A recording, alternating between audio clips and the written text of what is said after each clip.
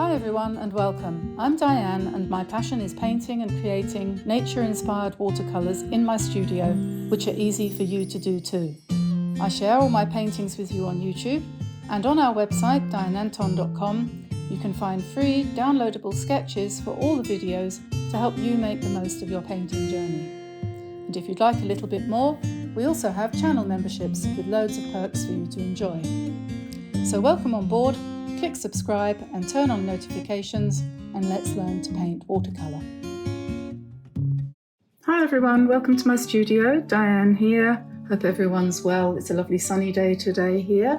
It was really frosty this morning. We had a couple of degrees of frost, but now we've got a lovely blue sky and you can almost imagine spring's on its way. I'm looking at my rather unhappy looking geraniums in the garden at the moment and thinking, wouldn't it be nice if they were doing what is happening in this window box here? And that's what we're going to paint today. We're going to have a go at a nice summery window box, the sort of thing that you might find in Italy or Spain or south of France, California, New Mexico, Texas, I don't know, anywhere in the world I suppose, even here in Brittany when the sun stays out. So what I want to talk about first of all is the materials I'm using, starting with the paper. I'm going to be painting on a sheet of Etival. This is Clairefontaine, which is a massive, huge company that makes very, very good paper. Very, very inexpensive really when you think about it. The good thing about this is it's 100% cellulose, which means it's very durable, very hard wearing, but it also, this is on that paper, it responds very well to the sorts of watercolour techniques that I use. So I like that paper and I do recommend it. You can get it from Amazon, links in the description below or else on our website, dianeantone.com, where you can find the sketches for this kind of thing as well, which we give away to you for free. So that's the paper I'm going to be using, and what I've done is I've lashed out and decided that I'm going to do my starting sketch. I decided I would do it in a small format on a half piece of paper, so I tore that in half. This one I'm going to use for testing colours as I go along if I need to. So that's going to be sitting there. This is my sketch, which I normally do in my sketchbook, but I thought I would do it on paper, on proper paper this time. So put that there for my future reference. That can go out of the way because that won't help. Okay, so then as far as paints go, I'm going to be using my little Alina Gallo set here, which is Signature 2 is the name of this little set, and it's got some lovely colours in it. This is the swatched out sample of the different colours. It's got my favourite quinacridone gold, and it's got all the necessities. It's got a cool yellow and a warm yellow. It's got a cool red and a warm red, a violet, a couple of greens, a bit light on the greens, but these are very strong, especially the forest green. And if you mix that with lemon yellow or quinacridone gold, you get a very good natural colour, so it's fine. Anyway, I have been practicing with this set for a day or two, and I think the best way for me anyway to use this is to use it in conjunction with a separate palette, and I've got a few of these daisy-shaped palettes which are quite handy. You can easily get hold of those, and what I'm going to do this painting is I'm going to transfer some of the colour from here into here, because I don't want to make these colours messy, and because of the way I paint I mix a lot, so I need to keep them on a palette. So for example, and that's why I did this test, so that I know what colours I'm going to use. So I'm going to use this one, which is Periwinkle Blue.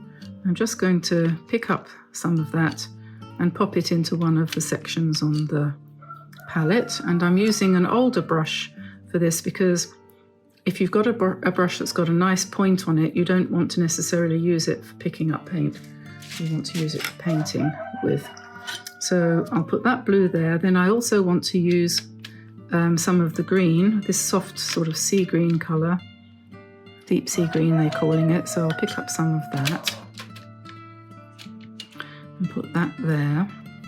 And then I know I'm going to want to use some orange. This is called Hokkaido orange, so we'll pop that there. And the reds I'm probably going to use more or less neat, so I'm going to leave them here and I'll just pick up what I need when I come to it. And then the other green, this one, I'm going to put that there, and I will be mixing into it quinacridone gold. So we'll put quinacridone here, and lemon yellow. So we'll put the lemon yellow there. And there's one other colour that I'm going to use that isn't in this set, which is Potter's Pink. And I'm probably going to use that for the wall behind the window box. So we'll put that away for a minute again.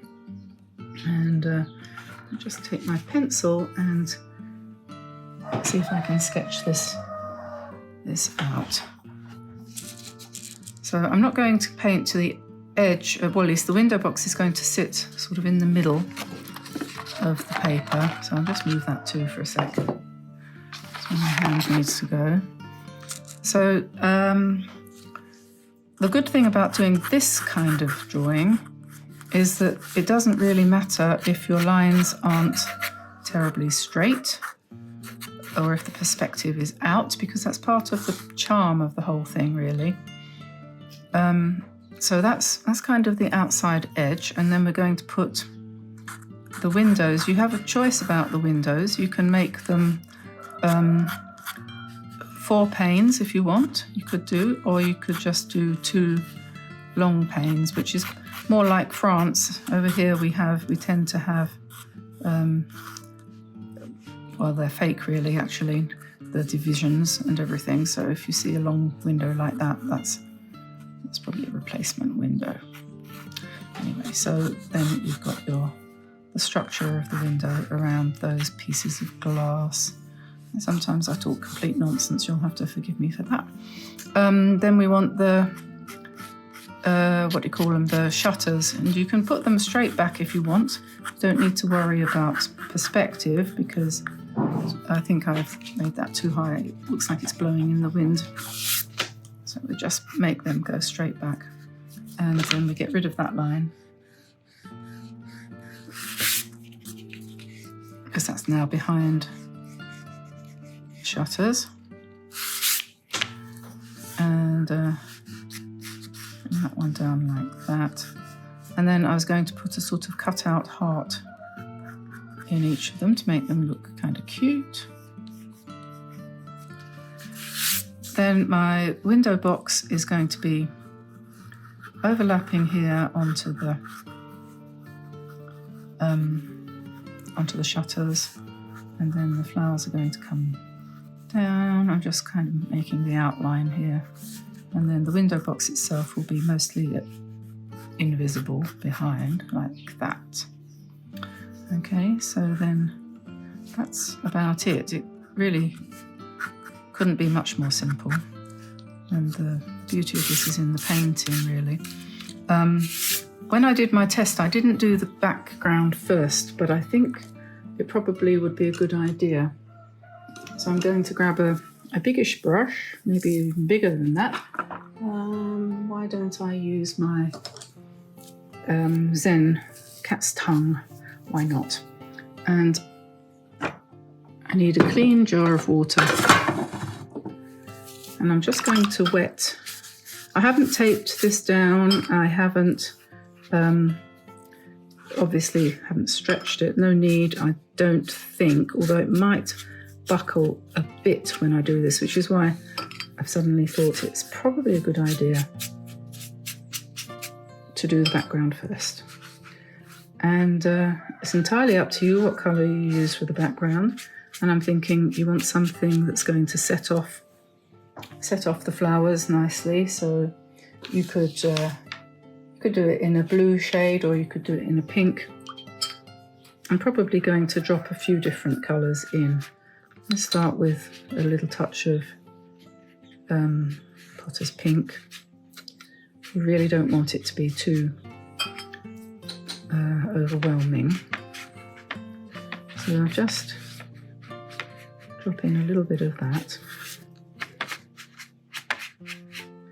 Perhaps there might be a little bit darker at the bottom where it might be in shadow. I don't know whether it ought to have perhaps a touch of blue. This periwinkle blue is a really pretty colour, and so I'm still trying these colours out, but I'm quite happy with these. They're nice. They kind of all go together, which is useful. I'll put a little bit of blue up there too. So I'm not going to come in too heavily with any of these colours, but maybe we might have a sort of patch of pink there, you know, like the sort of faded plaster work on the outside of some Mediterranean houses.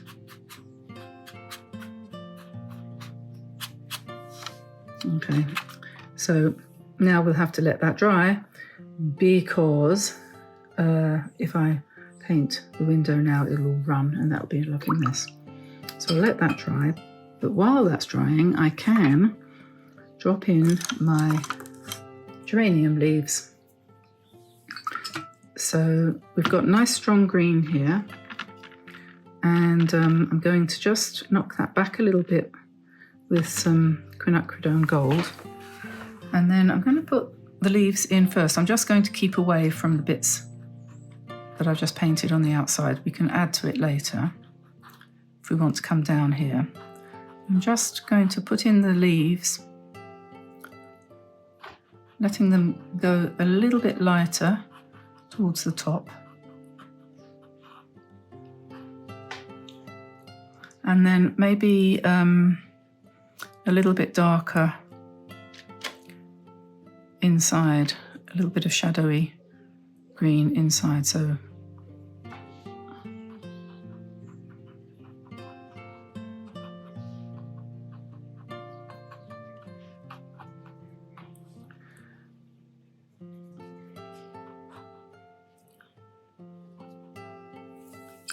okay, and then we could probably manage some red as well. So we'll use the, what's that called? That's Medici red there. And some of these will run, and that's okay, into the green.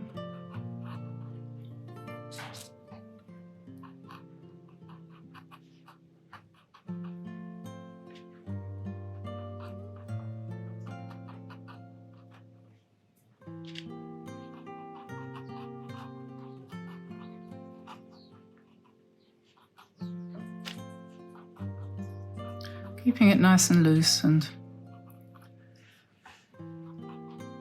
varied. But we're keeping to one colour. I'm not mixing anything in with this red. Just keeping it nice and geranium-like. Okay, so we'll let that dry. We might want to drop a few more bits of red in to darken it up a bit later. Once it's dried a bit, we'll let that dry, and then we'll be able to paint the window itself. Okay, so that's dry now. Now, I've had a change of opinion about the colour that I'm going to do the shutters. In my sketch one, I did them in a kind of orangey shade, which was fine, but I've just decided that instead of that, I'm going to do a mixture of this sea green colour, deep sea green, and periwinkle, which gives me a nice soft bluey colour, and I'm going to use that instead.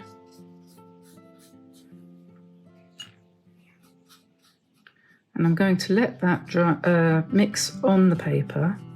So just dropping in first of all a bit of periwinkle at the top, let's say, and just dropping it in roughly, just try and go around the shape of the heart a little bit.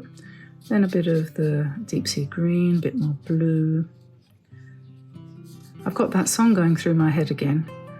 I can be blue, I can be green, and all the rest of it. Oh God, I'm so easily influenced. Right, so if anyone doesn't know what I'm talking about, please ask in the comments below. I'll be only too pleased to explain. Right, so that's that. And then for the shadow inside the window, I'm going to use the other blue, which we've got here, which is a kind of cobalt blue, I suppose. And I'm going to mix that with a bit of green, the other green, I think, which is called forest green, this one. Yeah, so we'll make that mostly blue. And that lovely cobalt, when you mix it with this beautiful forest green, makes a really lovely colour, actually.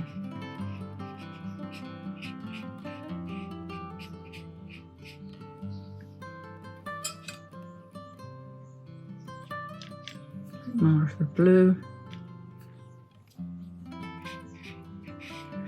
And for the windows, to make them look reasonably light, you don't want to fill the whole thing, and you can add water to give a kind of glassy effect like that.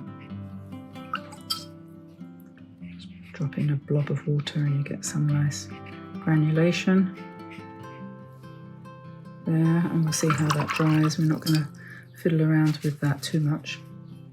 Then we need the dark, well no, actually we don't need dark anything. We need pink, because there's a hole in there, and probably a little bit, I'll add a little bit of darkness to that later. And then let's pop in the box. So we'll do that in a kind of turquoise colour as well. So that's just going to go down there like that. And I think it probably ought to have a little bit of shadow on the wall.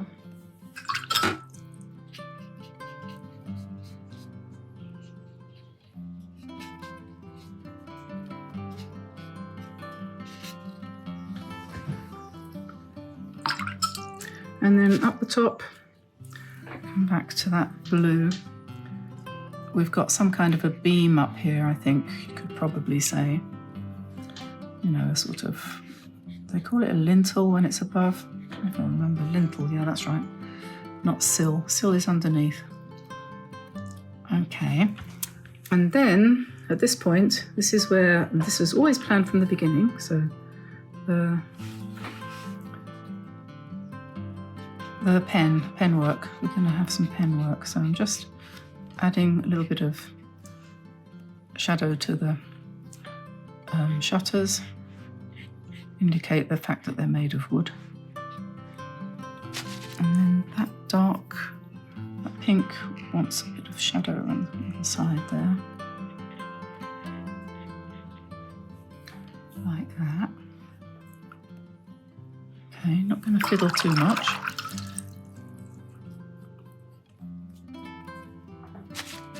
So then the inking, I've got it here, I just picked this up by accident actually. This is a Tombow Fudenosuke brush pen, and I think I'm going to try that because it'll give me some varied lines. You know, the other day we were using a dip pen to do some flowers. I don't want to use dip pen on this because I think it might be a bit too crude, and I don't want to use the normal I can never remember what those things are called.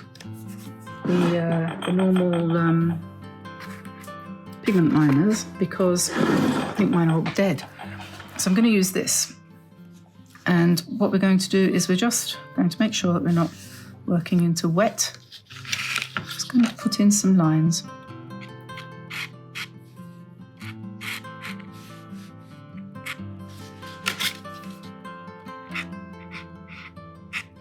These are kind of calligraphic brushes, I think. So they have the ability to do thick and thin.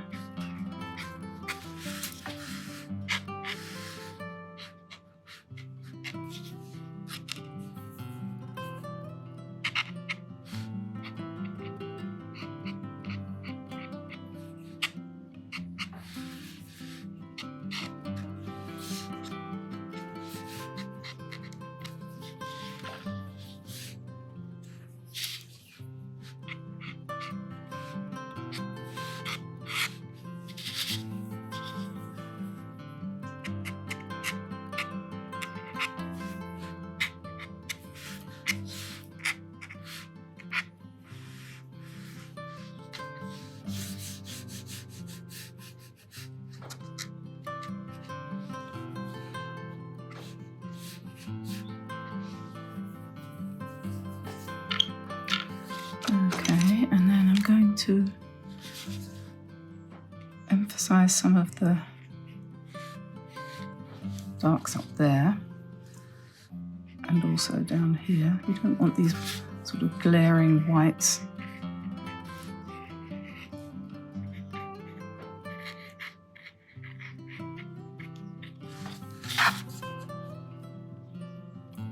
A little bit of shadow there on the box.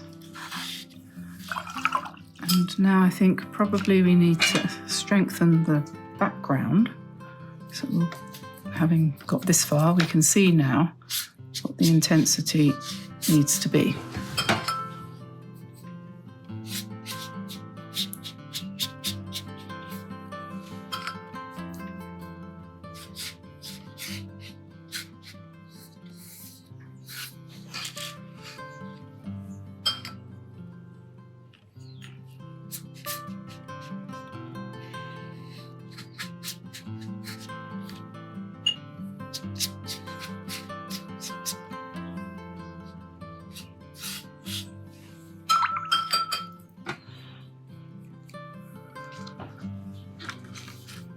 I'm going to have to wait for this to dry a little bit before I can come in there with the pen again.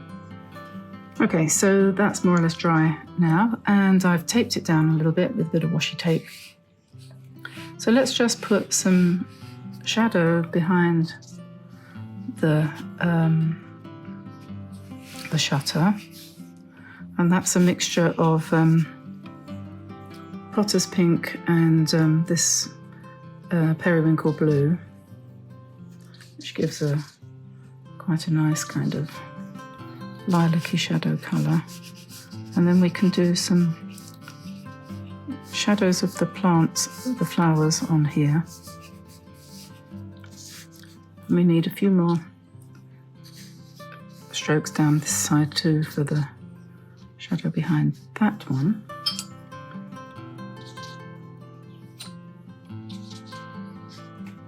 And I think probably we should have a bit more here.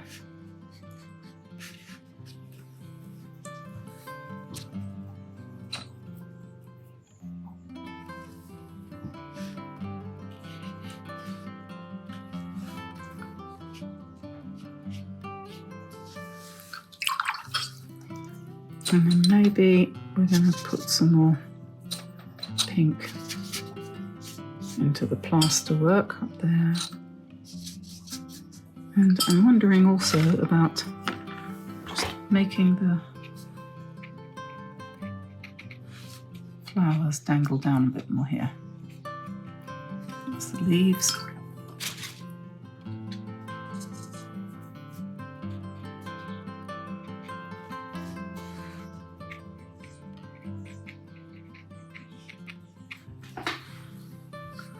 And we can also add to the brightness of these geranium heads. Just dropping in a bit more like that. And then I think that means we want a bit more shadow here too.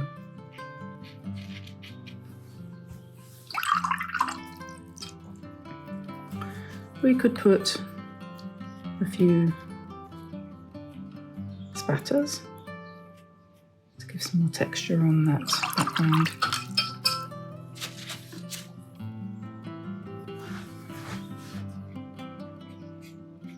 maybe a bit more.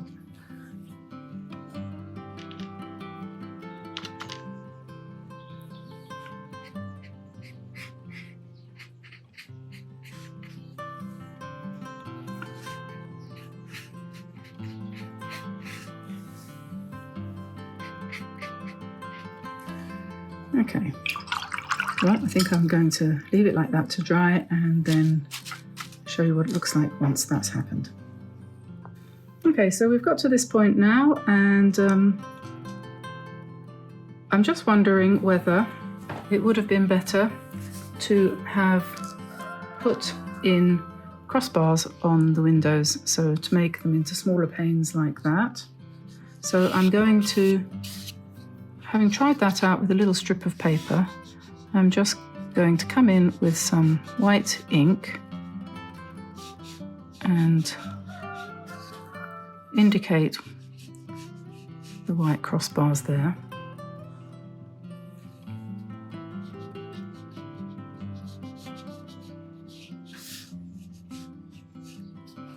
Because I do think probably that makes a more attractive design. So you could do that if you wanted to right from the beginning, or change it like this at the end.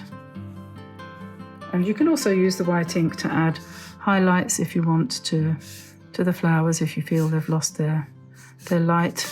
And you can go over some of the darks if you don't like them, just take them away. Sometimes just taking away or putting a highlight in one or two places makes a tremendous amount of difference, so it's worth experimenting with that. The white ink is quite a handy thing to have, to be quite honest. I put a little bit up here as well to lighten that up.